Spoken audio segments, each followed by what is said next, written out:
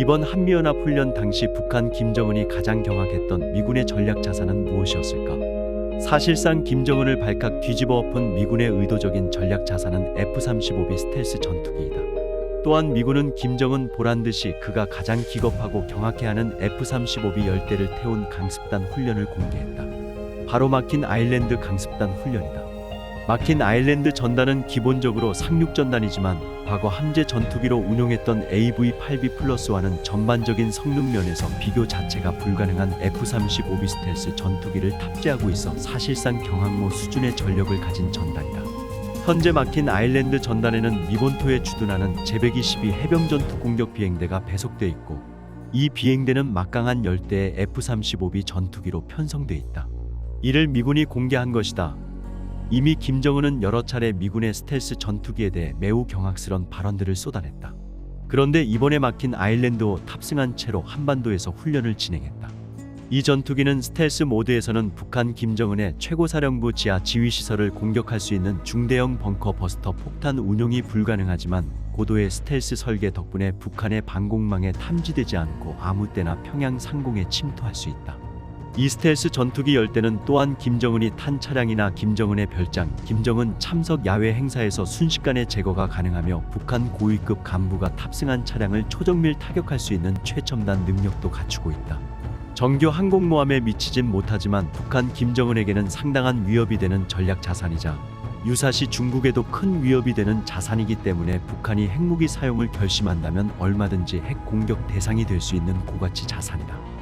자, 그럼 북한 김정은이 막힌 아일랜드 F-35B 강습전단에 어느 정도로 기겁했을까? 김정은 미사일 도발 일지부터 살펴보자. 최근 몇 년간 걸핏하면 탄도미사일을 발사하며 도발을 일삼아온 북한이지만 지난 3월 19일부터 22일까지 있었던 일련의 움직임은 한국에는 물론 동북아시아, 나아가 미국, 중국 패권 경쟁 구도에도 상당한 영향을 미칠 수 있는 중차대한 사건이 벌어졌다. 북한은 그동안 각종 미사일을 발사할 때 개발 과정에서의 기술 검증이나 통상적인 화력 투발 훈련이라고 소개해왔지만 이번 도발에 부여한 명칭은 평소와 달랐다. 3월 19일 탄도미사일 발사 도발에는 전술핵 운용부대 핵반격 가상 종합전술훈련이라는 명칭이 붙었고 3월 22일 순항미사일 발사 도발에는 전략순항미사일 부대 전술핵 공격 임무 수행 절차 숙련 훈련이라는 이름이 붙었다. 우리 군의 레이더에는 탐지되진 않았지만 3월 21일에는 자위적 핵 역량의 신뢰성 검증 훈련이라는 이름으로 핵 무인 수중 공격정 발사 훈련도 했다.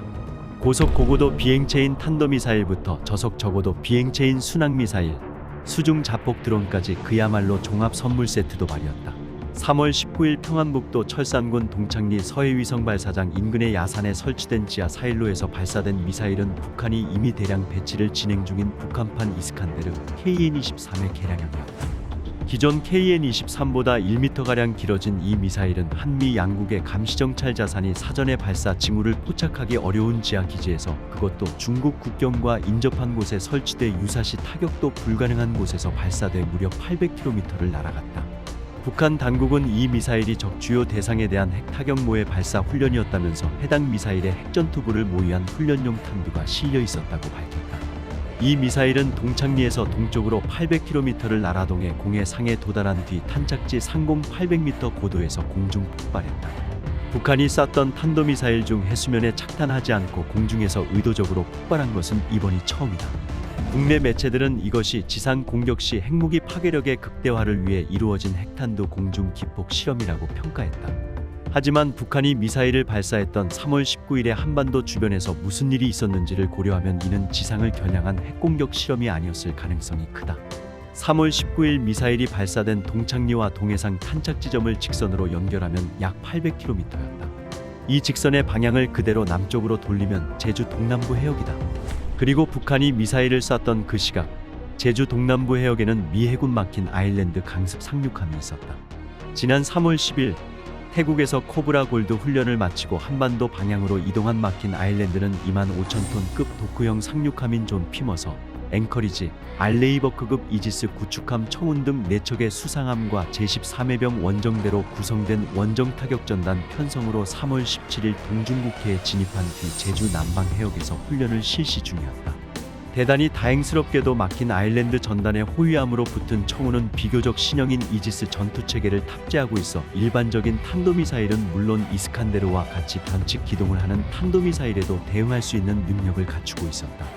그러나 모든 미 해군 이지스함이 청운과 같은 능력을 갖추고 있는 것은 아니며 청운함의 미사일 방어 능력이 완벽한 것도 아니다. 그러므로 북한이 KN-23 개량형으로 막힌 아일랜드 전단의 핵 공격을 시도한다면 수조 원 규모의 가치를 가진 전단 하나가 미사일 두세 발에 소멸할 수 있다.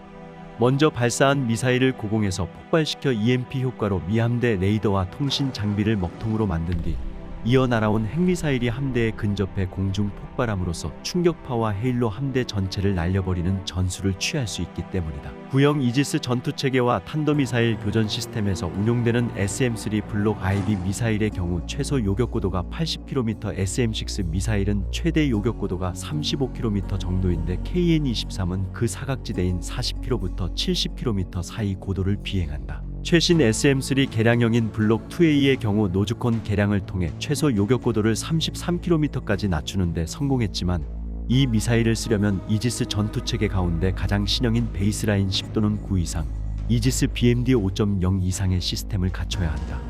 이러한 시스템을 갖춘 미 해군 이지스함은 그리 많지 않다. 다시 말해 북한이 SM-3와 SM-6 요격 고도 갭으로 날려보낼 수 있는 KN-23 계열을 미 함대에 날리면 미군으로서도 지금 당장은 대응할 수 있는 카드가 많지 않다는 것이다. KN-23 개량형을 이용한 북한의 전술핵 운용부대 핵반격 가상 종합전술훈련은 막힌 아일랜드 전단이 제주 남방 해역에 진입한 다음 날 시작됐다. 3월 18일에는 지휘통제 절차, 숙달, 3월 19일에는 미사일 실제 발사를 통해 미 강습 상륙함 전단을 핵무기로 공격하는 시나리오를 연습했다는 것이다. 막힌 아일랜드 전단은 기본적으로 상륙전단이지만 과거 함재 전투기로 운용했던 AV-8B 플러스와는 전반적인 성능 면에서 비교 자체가 불가능한 F-35B 스텔스 전투기를 탑재하고 있어 사실상 경항모 수준의 전력을 가진 전단이다. 현재 막힌 아일랜드 전단에는 미 본토에 주둔하는 제122 해병전투 공격 비행대가 배속돼 있고 이 비행대는 10대의 F-35B 전투기로 편성돼 있다. 이를 미군이 공개한 것이다. 이미 김정은은 여러 차례 미군의 스텔스 전투기에 대해 매우 경악스러운 발언들을 쏟아냈다. 그런데 이번에 막힌 아일랜드호 탑승한 채로 한반도에서 훈련을 진행했다. 3월 22일 북한의 전략순항미사일 부대 전술핵 공격 임무수행 절차 숙련 훈련 역시 이 같은 목적에서 실시됐다.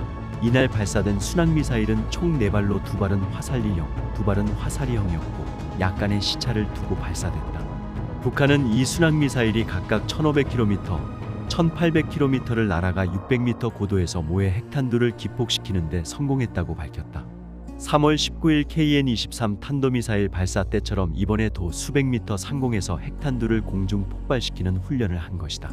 북한은 이 미사일들이 팔자형 궤도를 그리며 동해 상을 빙글빙글 돌아 목표 수역 상공에 도달한 뒤 폭발했다고 밝혔는데 여기서 한 가지 의문점이 생긴다.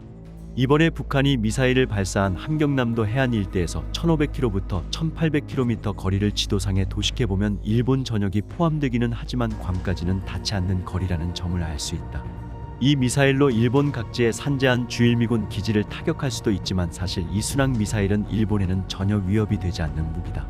일본은 무려 17대의 조기 경보기를 보유한 나라다. 이 조기 경보기들이 24시간 일본 영공을 실시간으로 감시하기 때문에 북한에서 발사된 순항미사일은 일본 영공에 접근하기도 전에 격추될 수밖에 없다. 그렇다면 북한은 일본에 타격을 주지도 못할 장거리 순항미사일을 왜 만든 것일까? 사실 이 순항미사일은 일본 타격용이라기보다는 대남 타격용이자 미 해군 항모 전단을 겨냥한 대함 타격용에 가깝고 주타격 범위는 일본이 아니라 한반도 주변 수역이다. 결국 미군은 북한 김정은에게 압박의 수위를 계속해서 올리고 있다. 사실상 한미연합훈련에 북한 김정은이 연일 전력을 노출하는 것은 그만큼 강도 높은 한미연합훈련에 대한 김정은의 스트레스가 장난이 아닌 것은 분명해 보인다. 아침은 개성에서, 점심은 평양에서, 저녁은 신의주에서 가자 자유 북진 통일. 다음 시간에 뵙겠습니다. 가열차게 멸공. 지금까지 정성산TV에서 전해드렸습니다. 정성산TV 좋아요, 구독, 알림은 큰 힘이 되겠습니다.